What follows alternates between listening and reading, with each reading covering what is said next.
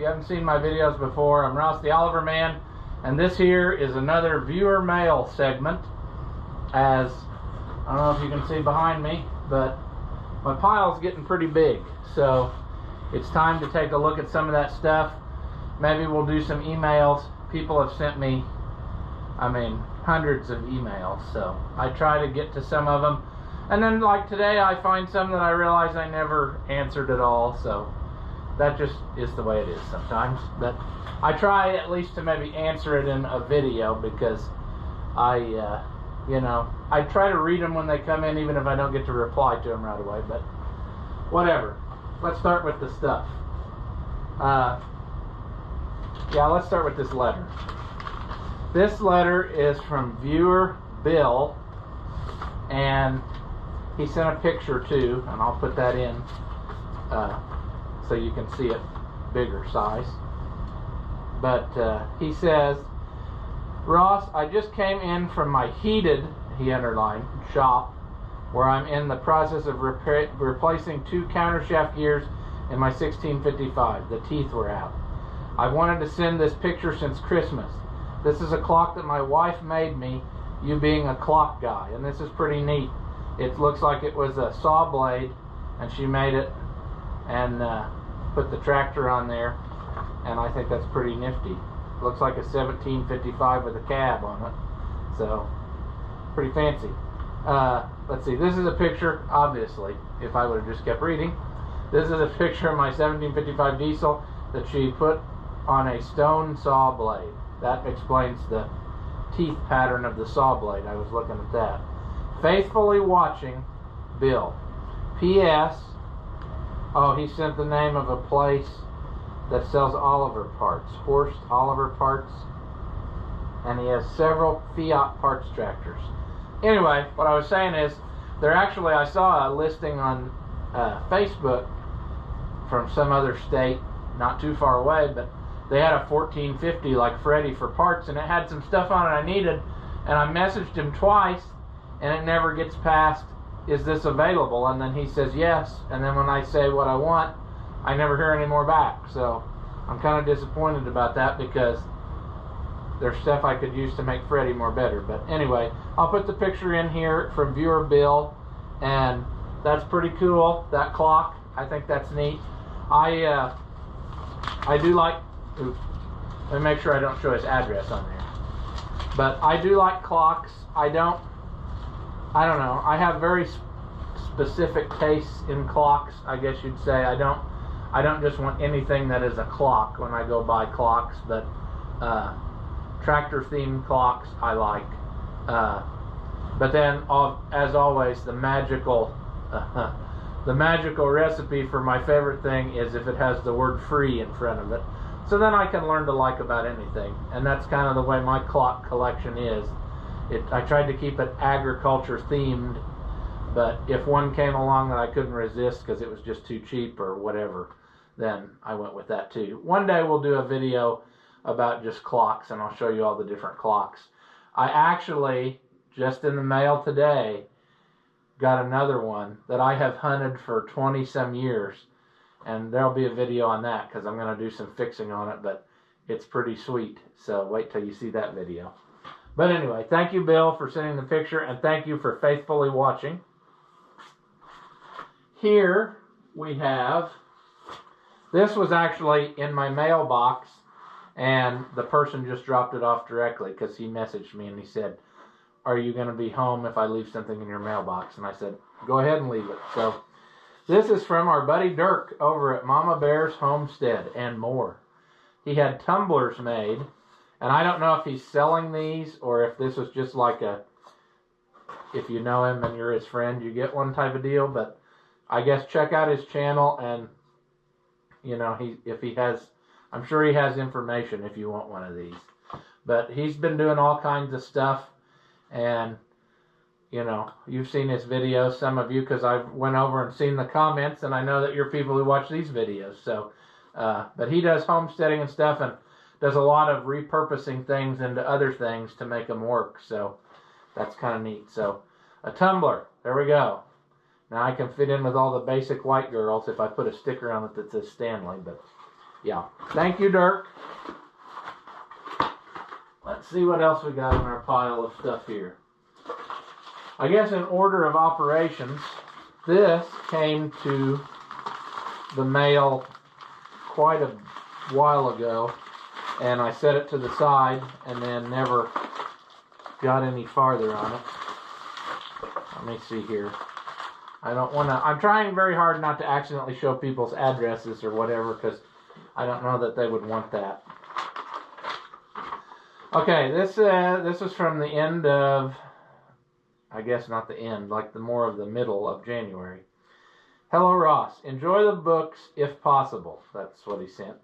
If you drive by Anderson, Indiana, I have a nice cast OEM Deer oil pan I would give you. I believe I bought it for a 2010. I no longer have. Enjoy your videos. Viewer Brian. And he gave me his phone number in case I ever wander up that way. And he sent me, an operator's manual for a 2010, which, if you don't know, in that video at the fair, I mentioned it, but the 2010, I guess, is regarded, even by deer collectors, as probably the worst tractor they ever made. But I think it's just so darn cute. I wouldn't mind to have one that was a little tricycle front end. And there was one at the fair all fixed up in that video. And I commented on it and looked at that all week. And I saw one down in Kentucky, and I was going to try to go after that one, and then I just never did. But I would say at some point in my life this is going to happen. So I got a jump start on it because he sent me an owner's manual for it. So thank you for that. And then, also, he sent me this book, and it is it says the Agricultural Tractor, 1855 to 1950, and it's got just all kinds of stuff. I'll have to sit down and read it one of these days, but from the early, like, prairie tractor days, all the way into stuff from, like, the 40s and 50s. That people knew, probably 30s and 40s more. It's got Oliver 80 and some 2-cylinder John Deeres and stuff. So I like stuff like this, especially in the wintertime. I like to sit down and look at books and things. And so this is one I didn't have, amazingly enough, because it's getting to the point where my tractor library is pretty full. And so that's neat. I've never seen this book before. So thank you very much for that. Like I said, at some point I'll probably will own a 2010, just because it's so neat, and because, much like the Fiat tractors, it's underappreciated. A lot of collectors just don't even want to fool with it, and I like things that are kind of unusual like that. So anyway, thank you, Brian. I'm putting this back so that it doesn't get separated until I get a point to put it away.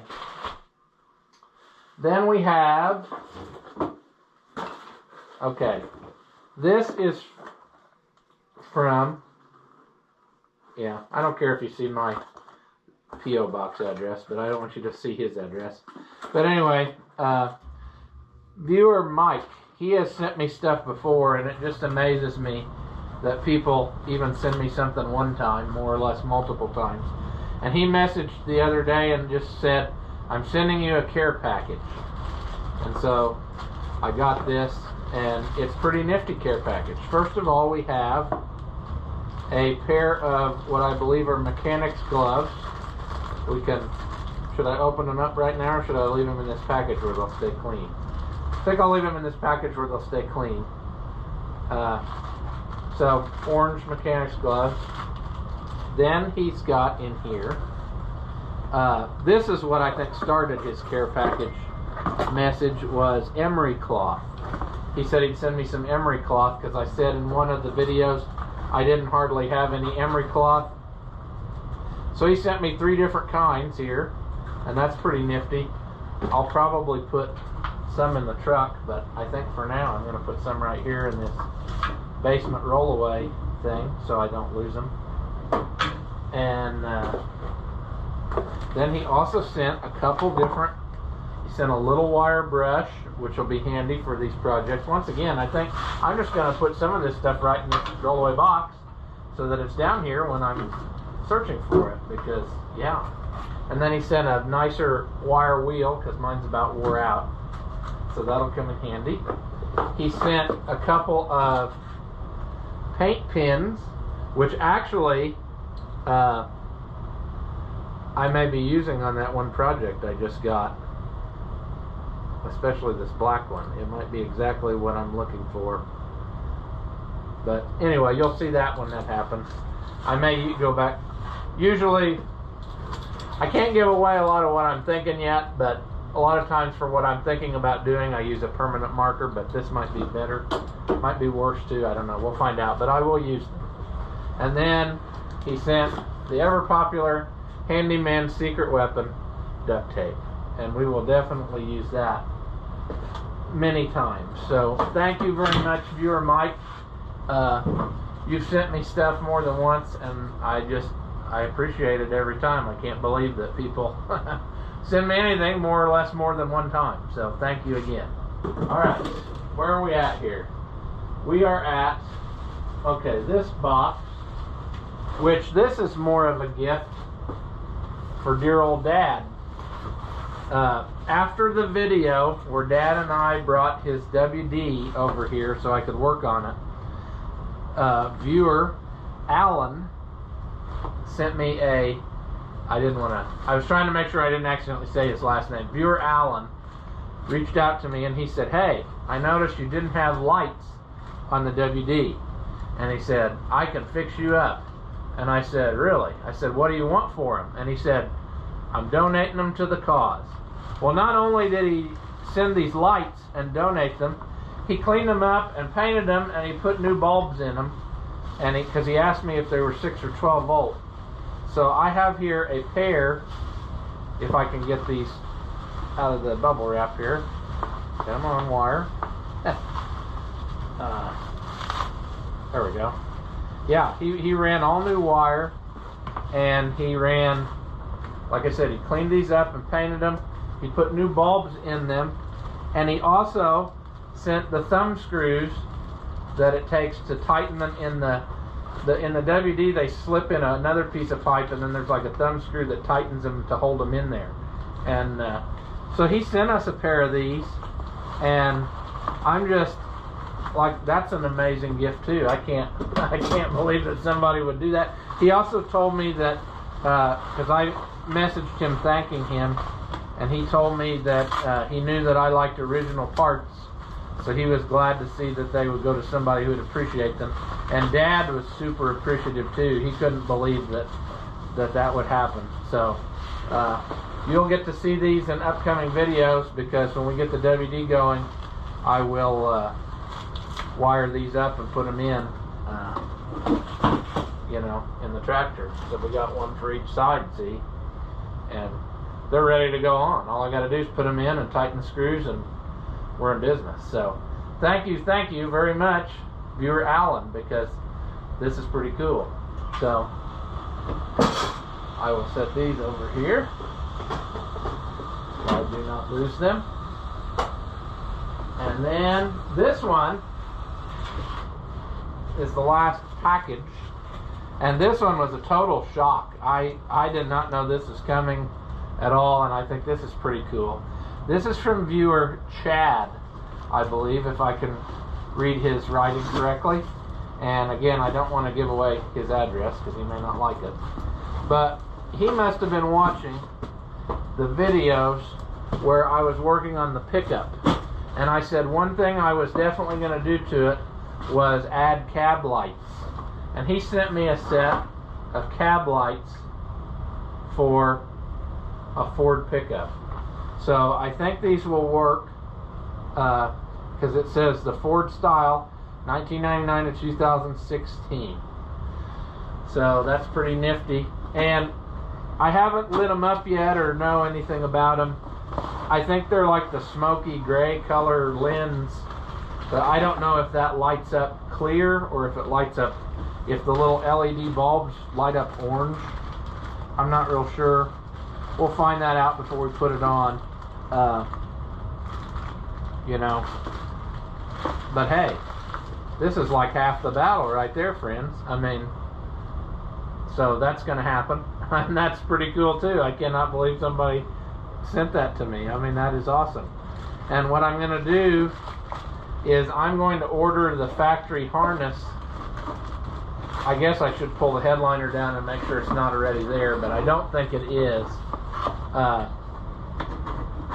But I can get like the factory harness that goes from underneath the dash and runs up the pillar, and then it goes across the top of the headliner, and it has all the plugs to plug right into the lights, so you don't have to, you know, hack up any wiring or anything, or make anything. You just, it plugs right in and it's right there.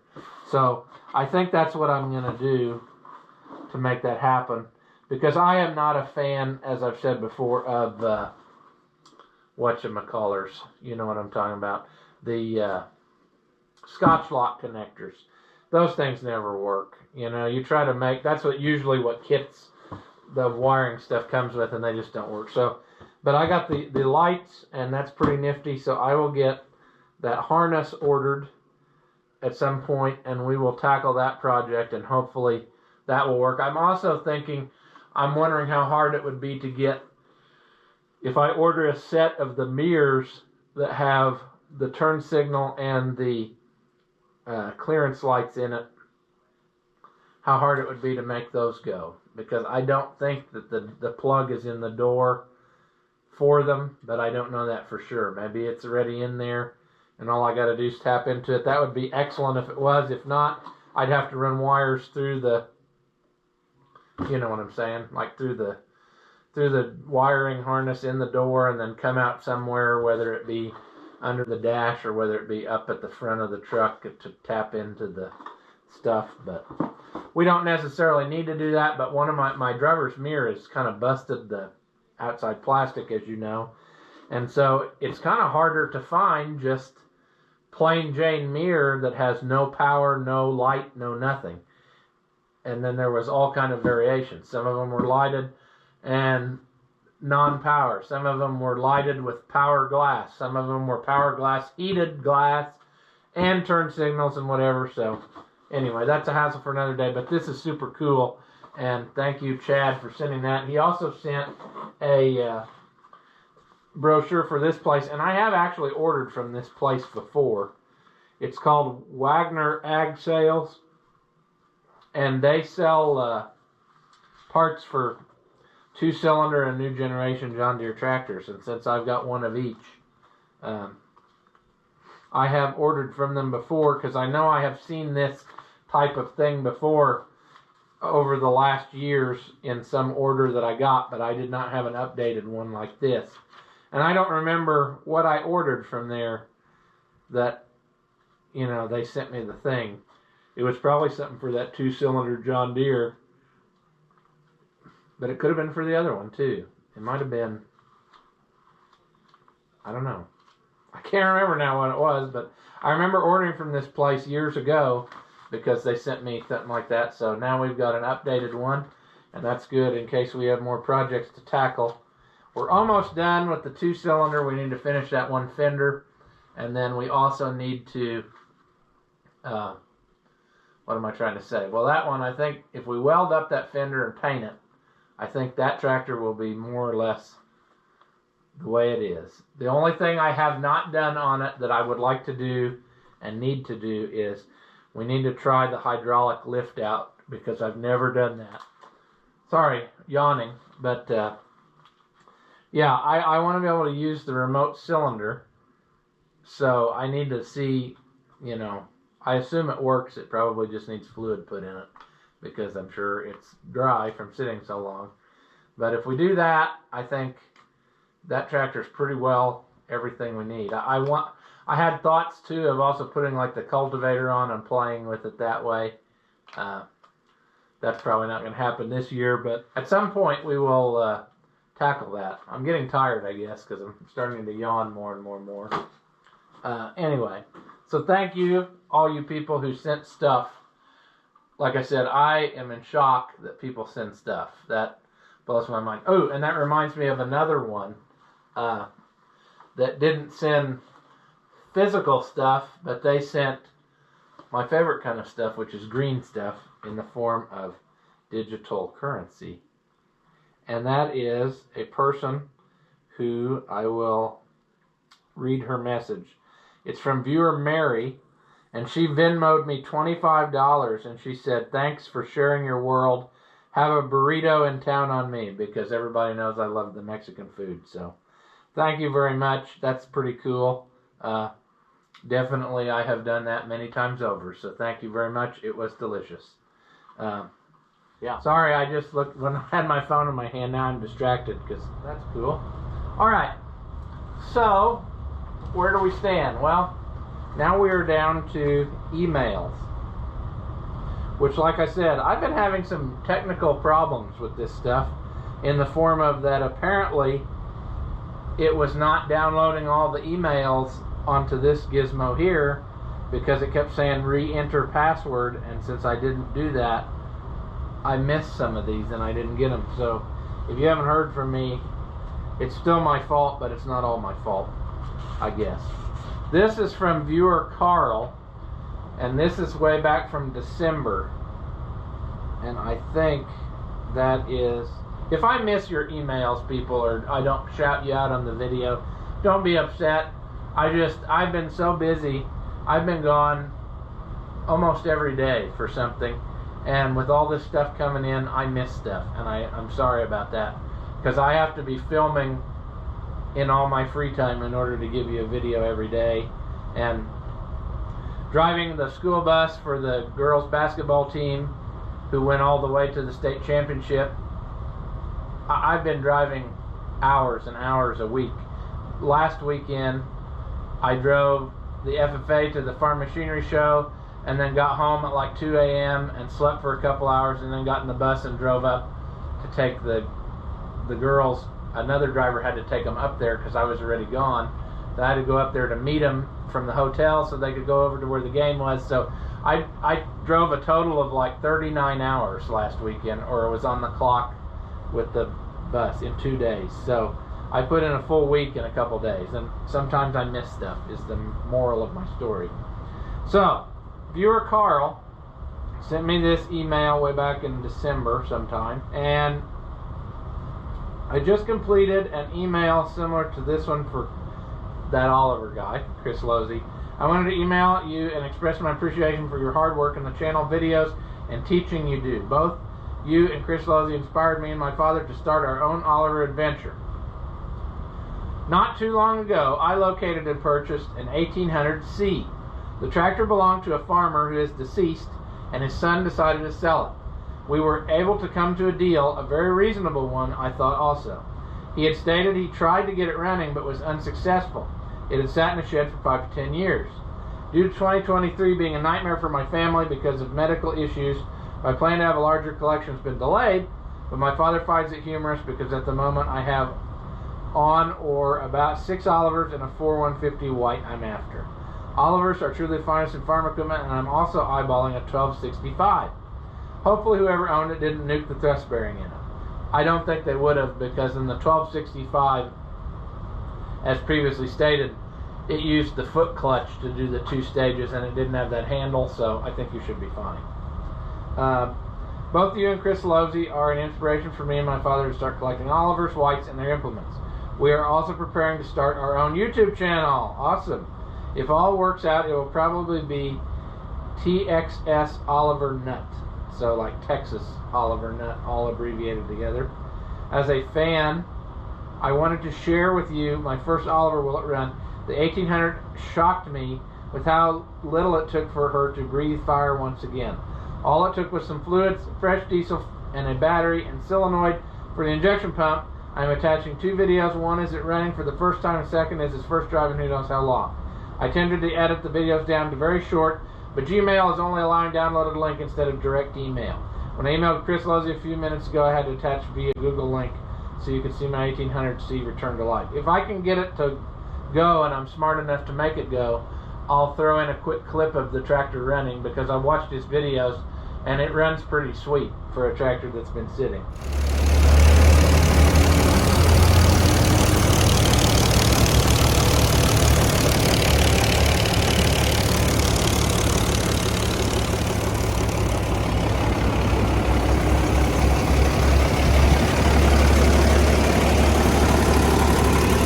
This throttle's awful touchy, so.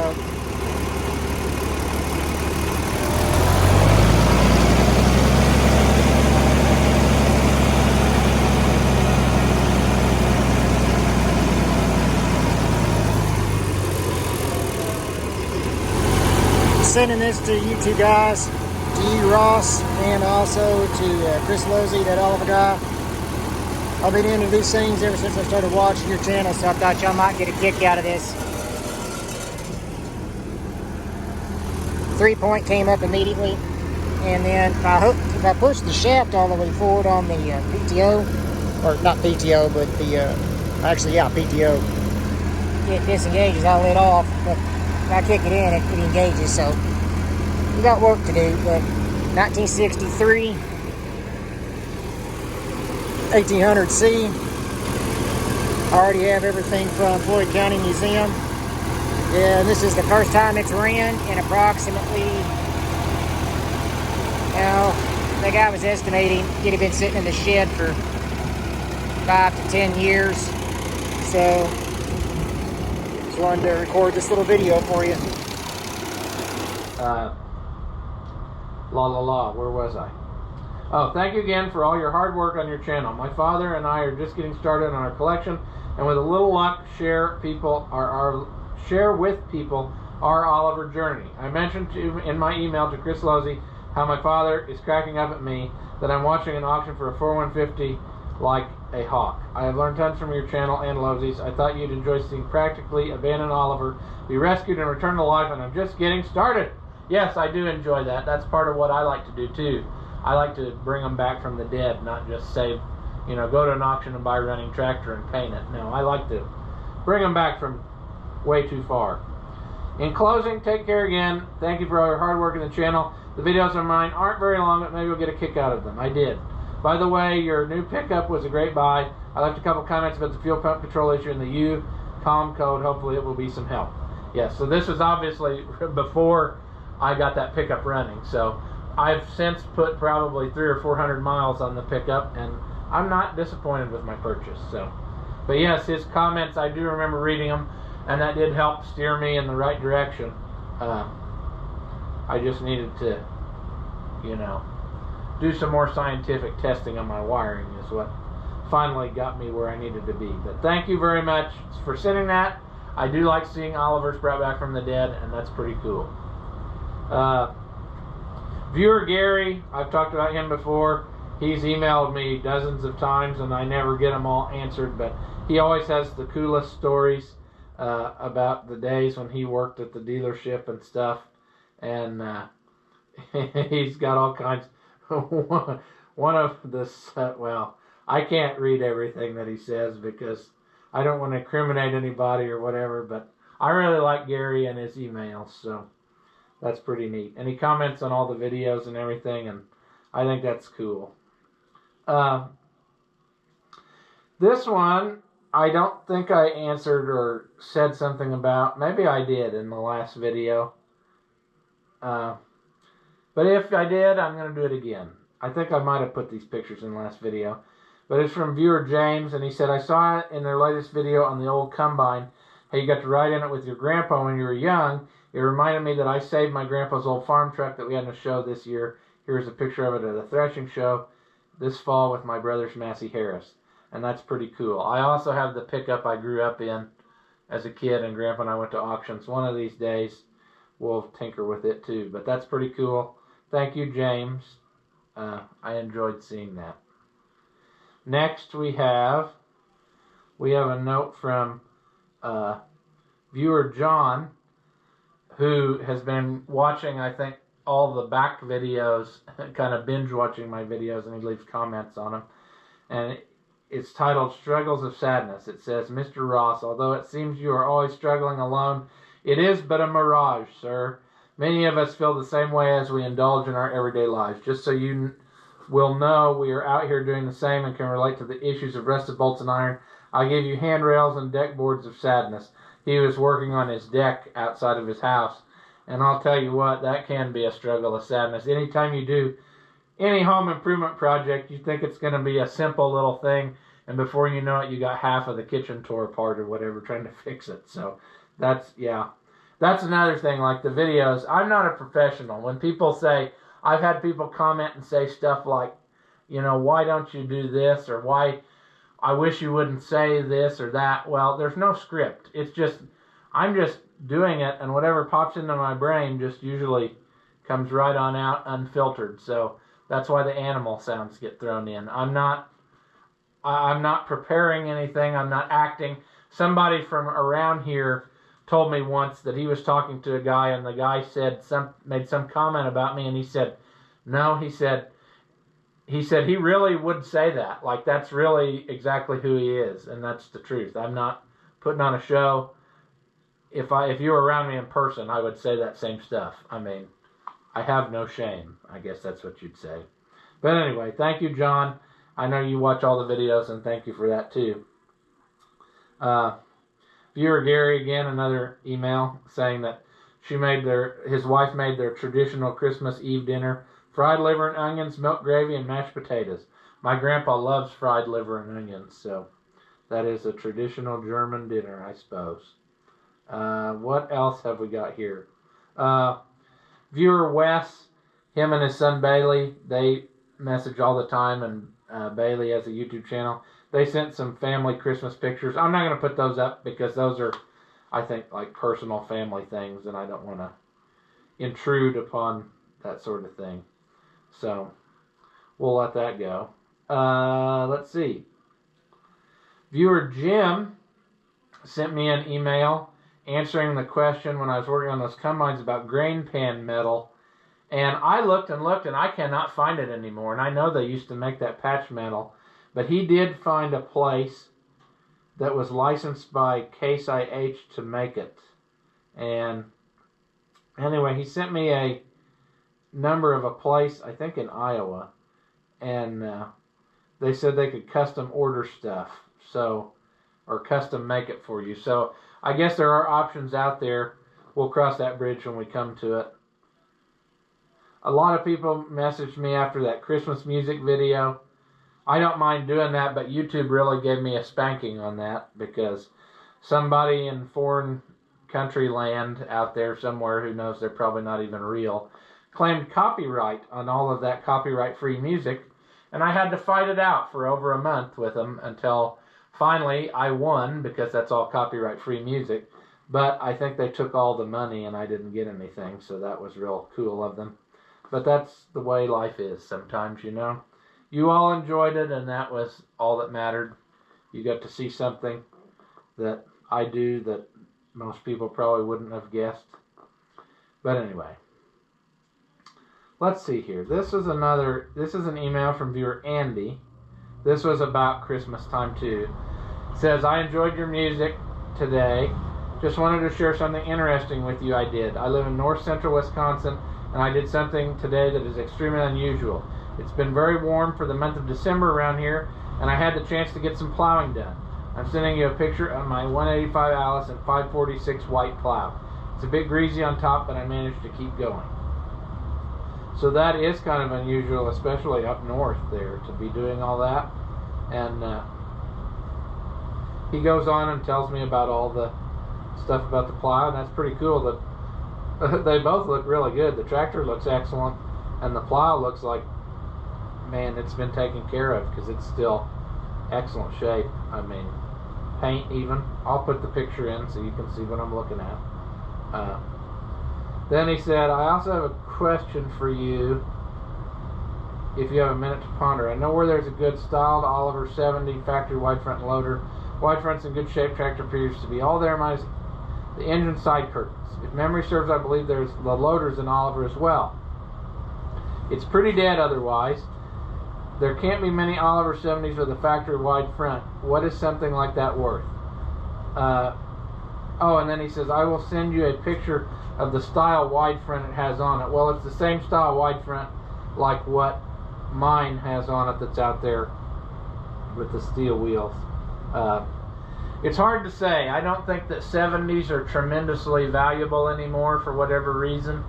And if it doesn't run, I would say that $1,000 would buy it, or be about what it's worth. I don't know. I mean, if it runs, then you know, maybe obviously more, but there's just so many factors. Tire condition, you know, how rusty it is, if it's beat up or holes in it or whatever, but pretty well a 70, somewhere around $1,000 give or take, could probably buy you one. I mean, they're just not that popular anymore for whatever reason, and kind of like even the fleet lines are getting that way now because they don't have 3-point hitch, and it seems like the value of them has just kept going down, down, down, which is kind of sad, but it's the way it is. All right, next one is viewer Rena says, good morning, I'm having a heck of a time trying to find a new fuel filter for my 1450 Oliver. Any idea on where to find one? The only place I could find one was Agco, I believe. I say that, but as I'm thinking right now off the top of my head, I did order a Baldwin filter off of eBay that crossed from some number, but I'm thinking that was the oil filter. And the fuel filter, the only place I could get it was from Agco. And you'll have to look it up on the Agco parts books. I don't remember what the number was, but the parts book for the 1450 is on the internet, because that's what I did. I looked it up, and then it crossed that number over to the new number. They sent it, and I put it in that one video, and it fit just fine, and the tractor's been running. So you're going to have to check Agco on that one. Next one is viewer Stuart, and I believe he has emailed me before. He's from overseas, from Wales. Season's greetings from Wales, he says. I'm plodding on slowly with the restoration of my wartime 60, and I'm well on the way with reassembly. I was grateful on your video on how to tension the fan belt. I would have never worked that out. It's not a system I've come across before. I guess because most of my other tractors, with the exception of standard in Fordson, all have had dynamo adjustments. In other words, like the alternator used to tension the belt. I am about to reinstall the air cleaner, having already got the radiator and cowling back on. Getting that off was a lot of pain, but not as bad as trying to work out which section of hose or metal pipe I should attach in what order. The intake pipe to the oil bath ends in the top of the cowling, but there is / was no breather cap on the pipe. I'm wondering if there should be a cap or what. Okay, I get what he's talking about. So on the 60s and on the fleet lines, the pipe comes up the top of the air cleaner assembly 90 degrees, and it lays over top of the radiator. It's got a notch in it, lays through there, and then it just sticks out in the nose of the tractor. A lot of times you see nothing on that pipe. From the factory, it had a little piece of like your screen door screen, and it was a little deal that was like flattened on one end, and it was, I don't know if soldered or connected somehow, and then the other end slipped over the pipe and it was hose clamped on. So it was just a piece of screen door screen. What you can do, I've done before, is just make your own type of deal and kind of smush it on there, you know, take a piece of square screen, poke it out, and then clamp it back around and put the clamp on. The ends might not be pretty. You might have to try to trim around the ends and get it just right, but it can be done, or you could probably just leave it. The only reason why I would put something over it, even if you put a piece of screen flat on it and clamped it, is because if you have those mud wasps where you live that make their little, you know, people call them mud daubers or dirt daubers. They fly down and they get a scoop full of dirt and they build little mud things. They love to fly in that tube and start building on the walls, and pretty soon it's almost plugged up with those things. So a screen is a good idea, but that's what was on there. I've had the magneto rewound, and hopefully soon the stage of getting fitted and timing it. Again, something new is I've not tried timing an impulse mag. I guess you haven't done a video on about doing that, as yours seem to be electric start. Best wishes for a new and fulsome year. Keep calm and roll on. Stuart. He certainly has done a good job on making progress on his little tractor, because I'm sure he sent me a picture way back when, and the thing was just a ball of rust. It was not, yeah. So he's made some progress. Alright, hopefully we didn't lose any of that footage because the camera battery died. But where I was at was viewer James, 460 utility diesel, before and after a fire, thus proving if it casts a shadow, it can be restored. So keep up the good work there.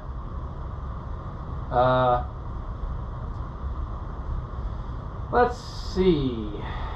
A bunch of scammers who tried to get me to do stuff that I didn't want to do, so that's nice. A lot of that I get every day.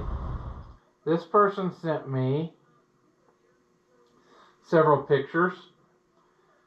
Viewer Jamie, he said, since it's too cold outside to do much, I'd send you some mail. Your recent video feeding cattle reminded me of the Italian white we have on the farm. I mentioned this tractor in a comment on some videos, but since you like Italian stallions, I'd send you some pictures. His dad bought this brand new somewhere around 1997. It was the highlight of the year for me. The loader was added a year or two later. This is one of the ones that was built by the same company, Somi, I think they pronounce it, but it looks like the word same in English. It was made in Italy, and they made them both as whites, and they made them as Agco Alice tractors. So like in the white series, they were like 6000 series tractors, so it would be like 6045, 65, 85, and 6105, I think. And then when they were Agcos, it was like the ones that were like the 5670. I've worked on a bunch of those. I don't remember all the numbers for them. I just know the 5670, I think, was like the most popular one that sold, because it seems like there was a ton of those around.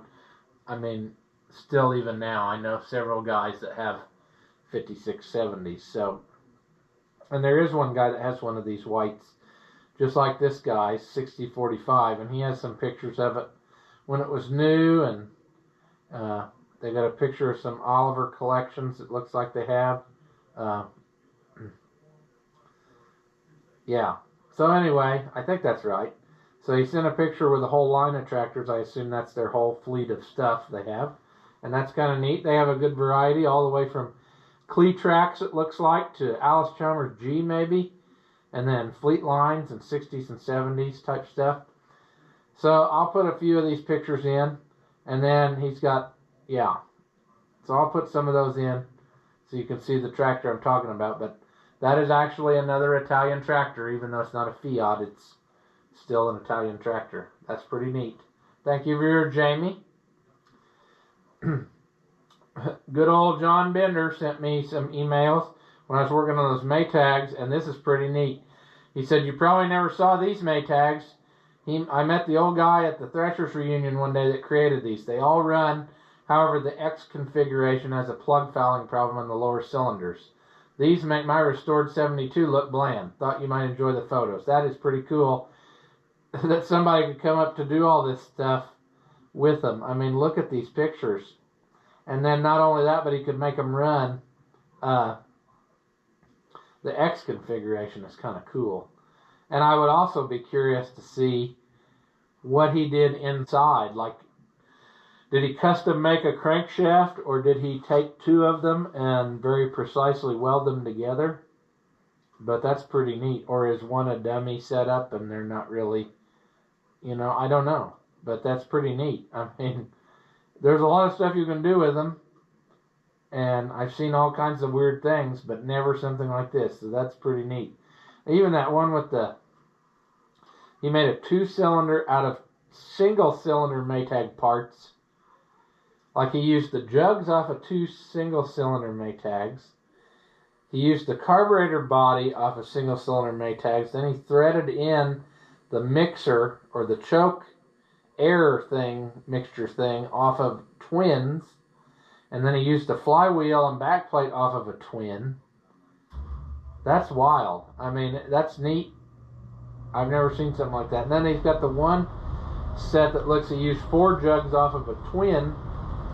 And he made like his own custom carburetors and stuff with a throttle linkage. That's wild. That's pretty cool. I mean, so no, I did not see those before. So thank you, John, for those pictures. That's pretty neat. I got a bunch of emails about that article about the Turk. A guy from a magazine reached out to me because he saw my video about it, and then I don't know if I told that story, but anyway, they published the full article in the thing, so I may go back and make another video about it now using what I learned from the article. That's what he told me to do. He said once my article comes out, he said maybe you can make another video about it, so I may do that. But anyway, they inducted the Turk.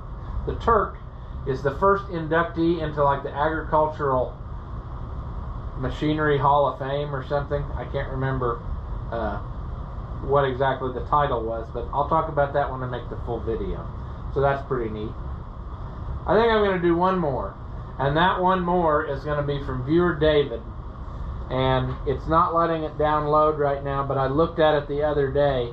Viewer David is the one who got that 1365 that we traded for Freddie, and he is in the process of fixing it up, and I said please send us some pictures. So if I can get the pictures sent, let's see if I can get them on my phone. Sometimes my phone will do it and the iPad thing won't do it. But yeah, so I get it. So he's got her stripped down where he's going to paint it, and I will send some pictures what he's got so far. But he's been plugging away at it, so you know, I'd say this spring or early summer that thing's going to come out of the garage looking like a new one, because he's got her down to where stuff can happen. So I see it just now loaded on the iPad too after looking at it on my phone. It must have yeah. Okay, I'll do one more. This one's from viewer Brian. He says, my name's Brian, I live in Texas. First of all, thank you for the detailed videos. I'm a big fan. I am mostly amazed how you never seem to get frustrated. Ha ha ha ha! Oh, if only you saw all the footage that I throw away. Sometimes I edit that up and send it to my friends so they can see it in its full glory, because it's sometimes, I mean, without the animals, it's pretty graphic. But I do get frustrated. The trick is I turn off the camera and I walk away. And that, I guess, is a good lesson for any mechanical project. If you're working on something and you get frustrated, walk away, because you're going to do more damage when you're upset than if you just wait till you cool off and work on it. But anyway, thank you for the faith in me. But you say, I am amazed how you never seem to get frustrated. You are always so calm. I especially enjoyed watching your Oliver 60 revival episodes, which I pay very close attention to, and I'll explain why. My grandfather restored a 60 approximately 20 years ago. I imagine he went through much of the same process as displayed in your video series. His particular tractor had been in the family since 1950 when it was purchased secondhand by my great-grandfather. The tractor sat outside in the trees of northwest Connecticut for most of the 1980s and 90s, where I remember it looking pretty sad for the most part when I was a kid. I think they used it a little bit to haul logs for firewood. After doing much of the restoration work around 2002, 2003, he sadly passed away a few years later, and the tractor's been sitting in a shed since. Fast forward to today, and I am now in the possession of what I believe is a pretty decent example of an Oliver 60. I know for sure it's a 1941 model. The carburetor's been recently overhauled, the gas tank removed and cleaned, and it starts and runs well. It leaks a little bit of oil, but not too bad, and one of the axles drips when it's sitting. Transmission's a bit fussy about going between the top R1 and 2 and then the 3 and 4 on the bottom, but otherwise seems pretty solid and starts up and drives pretty nicely. I just moved it to Texas and plan on holding on to it for as long as I can, but I got a few questions which I hope you wouldn't mind answering, mostly about the fluids, which I'm sure haven't been changed in 20 years. What type of oil? That's question number 1. Question number 2 is antifreeze green okay? Question mark. 3, transmission fluid. There's currently a thick yellow-brown grease in the transmission. Is there a way to flush this, and what would you replace it with? Okay, question 1. What type of oil? I guess that's up to you, but what I run in everything is 15W40. It's supposed to be magically formulated with good things in it, but plus everything else here has 1540 in it, and then I only have to use one kind of oil. So 1540 for me, but you can use whatever you please, I suppose. Number 2 question, antifreeze green okay? Yes, I use green antifreeze and everything. Just make sure that you you drain it all out and put all new in. Don't just add some to whatever's in there, because if you don't know what's in there, who knows? And then if you add something later, make sure that you use green, or you use the gold that's universal that mixes with green, because if you don't use stuff that mixes together, it makes a very interesting formulation. I've seen that working on someone's pickup, and drained it out, and globs of different balls of color came out. So yeah, green is good. Number 3, transmission fluid should not be a thick yellow-brown grease. What you probably should do is, on a nice warm day, which if it's Texas, probably most of the days are nice and warm, I would probably say drive it around a little bit, get it kind of warm, then pull the drain plugs and let her drain out as much as you can. Fill it full of diesel fuel, and then make a couple quick circles around in the yard. Nothing in high-speed road gear or any of that, just slow. Make a couple just to wash everything down, and then drain that out. You might even have to do that more than once, but don't run it too far or too fast with diesel fuel in it, because that's not really lubricating like. But that's what I would do. I'd put diesel fuel in it, and then flush that out, all that crud out, and then put it back with like 80-90. That's what I would use if it was here. You could also use 85-140 probably, but you could probably do that better than me, because Texas is a much warmer climate, and it would, you use the really thick oil in wintertime climates, and it gets too thick in the winter. Not that you would use this tractor much in the winter, but it looks like he's well on his way to having a decent little tractor, because it looks pretty good, I think. It's got paint on it, and looks like they've done all the work you would need to do. Wiring and stuff is all done on it, so I'll put some of those pictures in, but hopefully that answers your questions. Sometimes, what do I want to say? Like I said, I'm woefully inadequate answering emails. I just don't know why. I see them come across, I read them, and then I file them away up here, and I never get back to answering them. And sometimes it's just easier to answer them in a video like this, where I'm forced to give you an answer instead of sitting there typing. Because I hate typing. I hate typing. I hate writing. I hate reading. Pretty well all the subjects in school I was not a fan of. So I will point the camera at myself and just tell you a story easier than sitting down and writing something. But I know some of you want it in a timely fashion, and I'm sorry that I don't get that done, because it's just so much going on. But anyway, all of that being said, once again, thank you very much for all the stuff you sent. I'm always amazed, because it's not expected, and like I said, some people have done it more than once, and I think that's amazing. And it's very much appreciated. Like I said, if it doesn't come across that way, it is. I'm very much am humbled and appreciate all the stuff you've given me. And I also am very thankful for all the people who watch the videos and leave the comments, because that's the stuff that helps keep this whole train rolling. The more you watch and the more you comment translates into making more off the videos, to where I can then make more videos, because as long as the videos are paying for themselves, and that's what keeps the ball going forward. So that's what we want to do. Thank you all again, and as always, I'll see you in the next one.